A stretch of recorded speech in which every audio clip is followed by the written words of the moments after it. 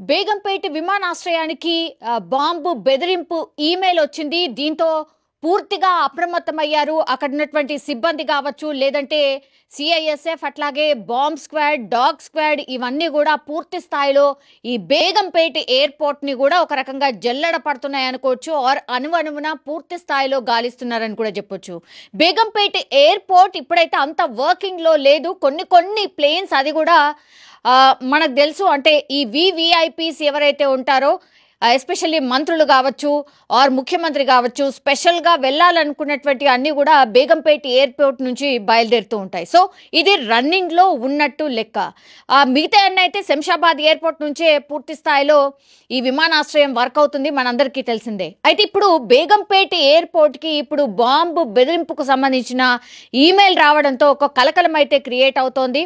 And ఇంకోటి ఏంటంటే, గతంలో చాలా పెద్ద ప్లేసే ఉంటుంది కాబట్టి ఇప్పుడు బాంబు బెదిరింపు రావడంతో ఇప్పుడు స్టార్టింగ్ పాయింట్ నుంచి ఎయిర్పోర్ట్ పూర్తిగా జల్లెడ పడుతున్నారు. ఈ సిఐఎస్ఎఫ్, అట్లాగే ఈ పోలీస్ వ్యవస్థ, బాంబ్ స్క్వాడ్ అండ్ డాగ్ స్క్వాడ్కి సంబంధించిన పూర్తి స్థాయి అందరూ కూడా అక్కడికి చేరుకొని పూర్తి స్థాయిలో బేగంపేట ఎయిర్పోర్ట్ను అయితే తనిఖీ చేస్తున్నారు. ఇంకోవైపు ఏమో సైబర్కి సంబంధించిన అఫీషియల్స్ మాత్రం ఇది ఎక్కడి నుంచి వచ్చింది ఈమెయిల్, ఇందులో నిజం ఎంత ఉంది, ఆకతాయి